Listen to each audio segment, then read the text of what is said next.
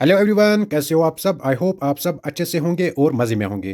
तो general knowledge के regarding आज हम इस चैनल पर टॉप 30 एमसीक्यूज करेंगे और ये video JKP constable, JKP SI और जो बाकी आने वाले एग्जाम्स हैं उन सब के लिए इंपॉर्टेंट रहने वाला है। तो आप वीडियो को एंड तक ज़रूर वॉच कर लेना और वीडियो के एंड में आप कमेंट्स में ज़रूर अपना स्कोर मेंशन कर लेना कि किसको कितने मार्क्स बन रहे हैं इन 30 क्वेश्चन से। वीडियो स्टार्ट करने से पहले अगर आप इस चैनल पर पहली बार जुड़ रहे हो तो चैनल को सब्सक्राइब करके रखना, बिकॉज इस चैनल पर आपको कंटिन्यूअसली क्वालिटी कंटेंट मिलता रहेगा।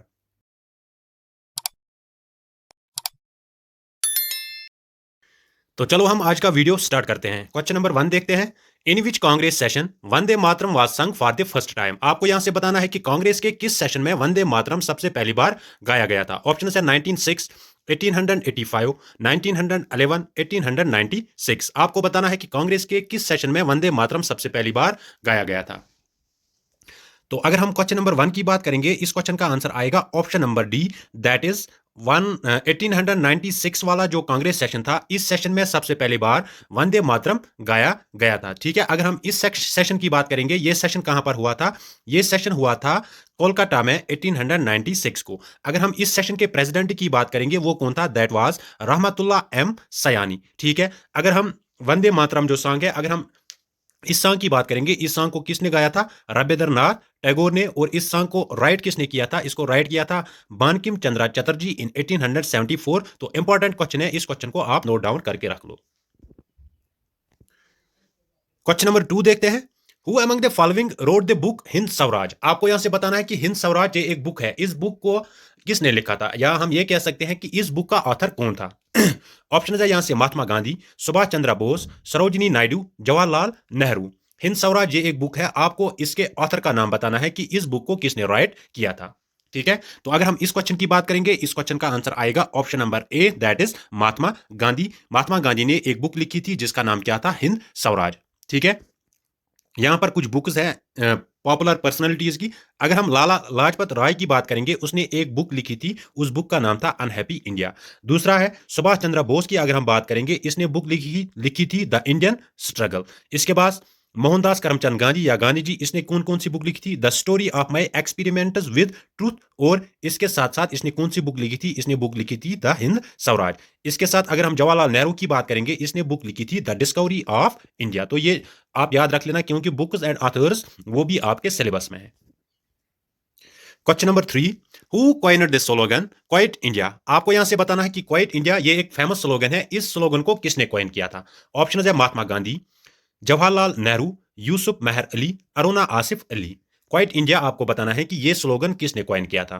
तो अगर हम इस क्वेश्चन की बात करेंगे, इस क्वेश्चन का आंसर आएगा option number B, that is Yusuf Meher Ali. इसने कॉइन किया था स्लोगन क्वाइट इंडिया। अगर हम महात्मा गांधी की बात करेंगे, इसने फिर इसी के रिगार्डिंग एक मूवमेंट स्टार्ट की थी जिसका नाम था क्वाइट इंडिया मूवमेंट, या उसको अगस्त क्रांति भी बोलते हैं। कब की थी स्टार्ट? 1942 को। ठीक है, देखो यहां पर कुछ फेमस स्लोगन्स है, तो आप ये भी नोट डाउन कर लेना, क्योंकि कभी कभार स्लोगन्स, महात्मा गांधी ने एक फेमस स्लोगन दिया था डू और डाई, या उसको बोलते हैं करो या मारो। इसके बाद पंडित जवाहरलाल नेहरू, इसने Purna Swaraj, who lives in India dies, आराम हराम है। ठीक है, ये स्लोगन्स किसके थे? ये थे पंडित जवाहरलाल नेहरू के। अगर हम लाला लाजपत राय की बात करेंगे, इसने कौन कौन सा स्लोगन दिया था? A blow to the sticks on my head will prove to be the nail of the casket of the British rule। अगर हम सुभाष चंद्र बोस की बात करेंगे, जय हिंद, दिल्ली चलो, तुम मुझको खून दो, मैं तुम्हें आजादी दूंगा। ये किसका स्लोगन था? ये था सुभाष चंद्र बोस का। ठीक है, आप यहां से इन जो ये है, आप वीडियो पॉज कर सकते हैं, फिर आप यहां से ये स्क्रीनशॉट भी इस वीडियो का उठा सकते हैं। Next question. Who was the first satyagrahi of the individual satyagraha movement. Individual satyagraha movement, ये मूवमेंट स्टार्ट हुई थी, आपको बताना है कि इसका फर्स्ट सत्याग्रही कौन था।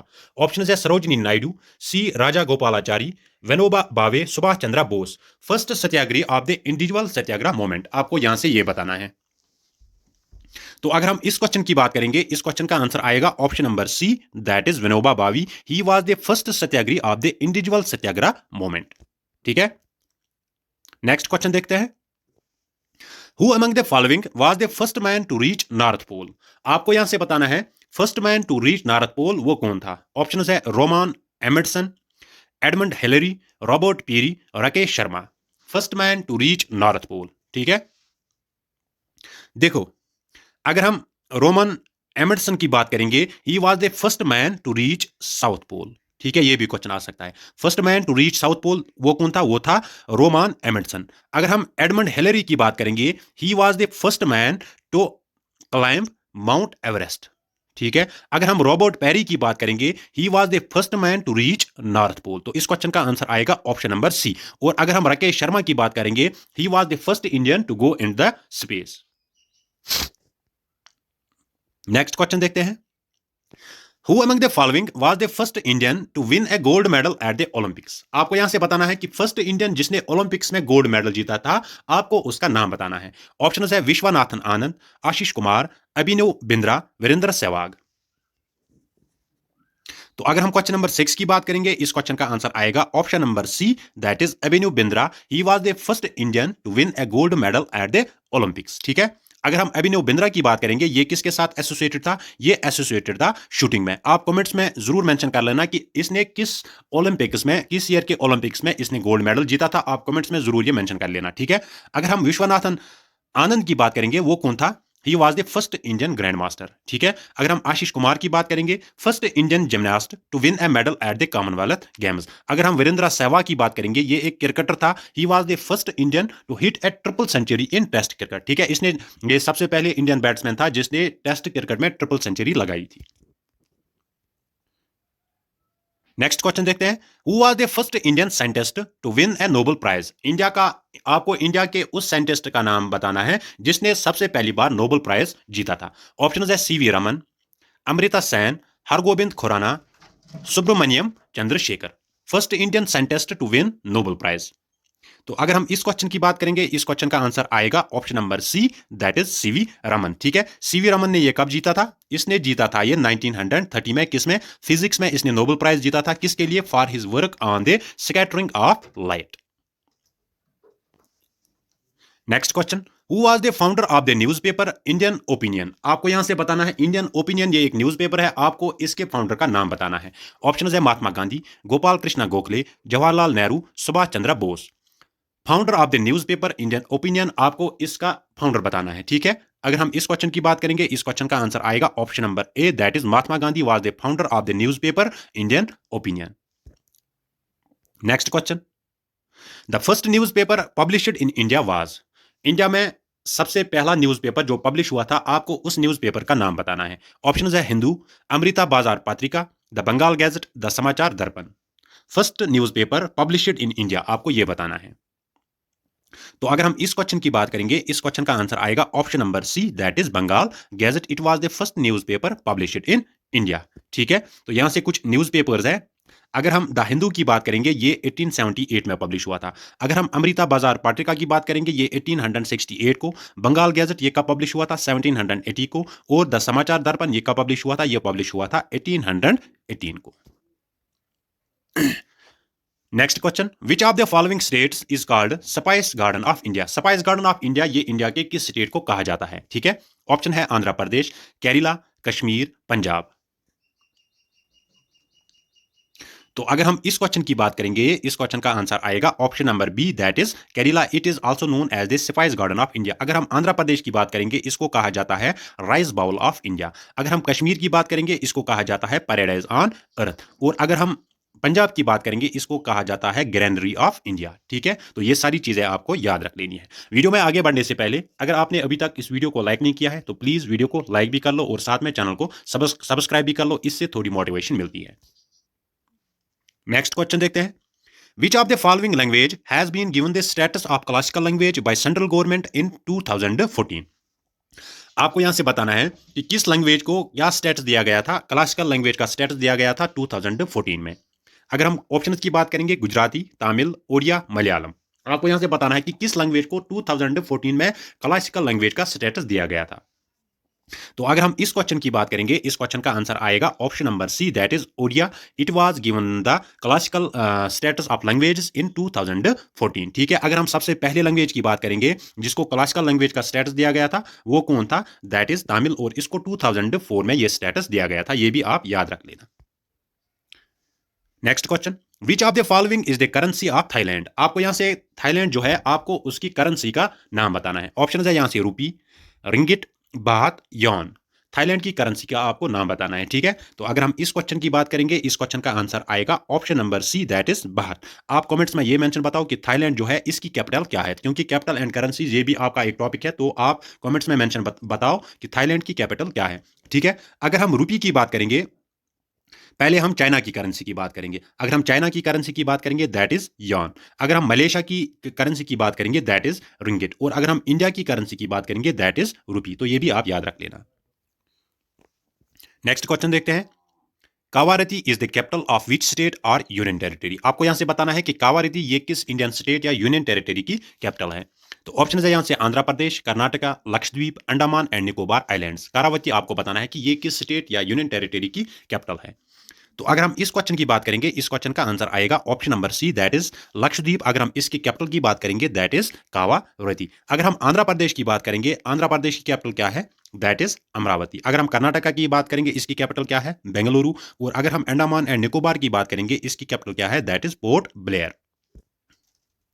Next question, where is the headquarter of United Nations Organization situated. आपको यहां से बताना है यूएनओ की हेडक्वार्टर्स, आपको बताना है कि ये कहां पर सिचुएटेड है। ऑप्शन है पेरिस, न्यूयॉर्क, हैग, लंदन। यूएनओ के हेडक्वार्टर्स आपको बताना है कि वो कहां पर सिचुएटेड है। तो अगर हम इस क्वेश्चन की बात करेंगे, इस क्वेश्चन का आंसर क्या आएगा, option number B, that is New York. Headquarters of United Nations ये कहां पर है, यह है न्यूयॉर्क में, ठीक है। तो यहां से कुछ, अगर हम यूनाइटेड नेशन की बात करेंगे, ये कब फॉर्म हुआ था, ये फॉर्म हुआ था 1945 में। और इसके 193 मेंबर स्टेट्स हैं। इसके 6 मेन ऑर्गन्स हैं, वो क्या क्या है, general assembly, security council, economic and social council, trusteeship council, secretariat. ये कहां पर, इनके हेडक्वार्टर्स कहां पे है, न्यूयॉर्क में। और अगर हम 6th ऑर्गन की बात करेंगे, that is international court of justice. और उसके हेडक्वार्टर्स कहां पे है, हैग इन द नेदरलैंड्स।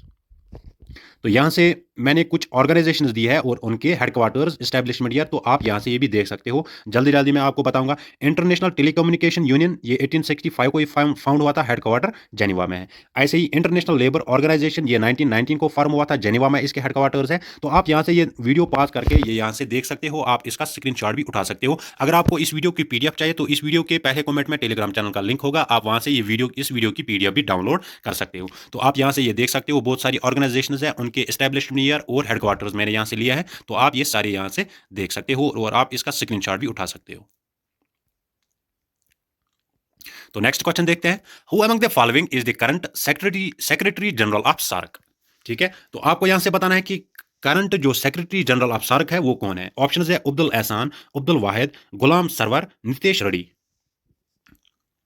तो अगर हम क्वेश्चन नंबर 15 की बात करेंगे, इस क्वेश्चन का आंसर आएगा option number C, that is Ghulam Sarwar. He is the current secretary general of SAARC. ठीक है, अगर हम सार्क की बात करेंगे, इसकी फुल फॉर्म क्या है, सार्क की फुल फॉर्म है South Asian Association for Regional Cooperation. अगर हम इसके एस्टैब्लिशमेंट ईयर की बात करेंगे, 1985 को ये ढाका में फॉर्म हुआ था। ठीक है, इसके हेडक्वार्टर्स काठमांडू नेपाल में है। ठीक है, अगर हम इसके मेंबर्स की बात करेंगे, वो कौन कौन है, that is India, Bangladesh, Nepal, Sri Lanka, Maldives, Bhutan, Afghanistan और पाकिस्तान। अगर हम इसके फर्स्ट समिट की बात करेंगे, वो कहां पर हुआ था, वो हुआ था ढाका में इन 1985। नेक्स्ट क्वेश्चन देखते हैं।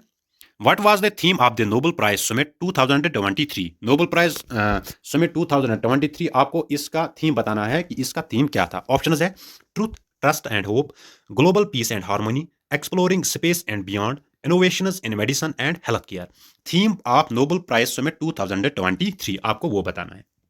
तो अगर हम इस क्वेश्चन की बात करेंगे, इस क्वेश्चन का आंसर आएगा option number A, that is truth, trust and hope. It was the theme of the Nobel prize summit 2023। ठीक है, तो अगर हम नोबेल प्राइज 2023 के विनर्स की बात करेंगे, तो यहां से मैंने दिया है ये।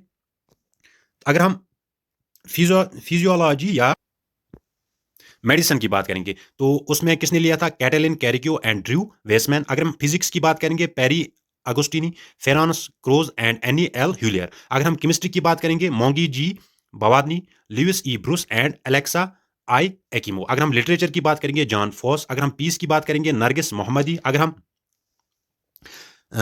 सीरीजेस Riksbank prize in economic science, तो वो किसको मिला था, वो मिला था क्लोडिया ग्लोडिन को। ठीक है, तो आप यहां से ये देख सकते हो।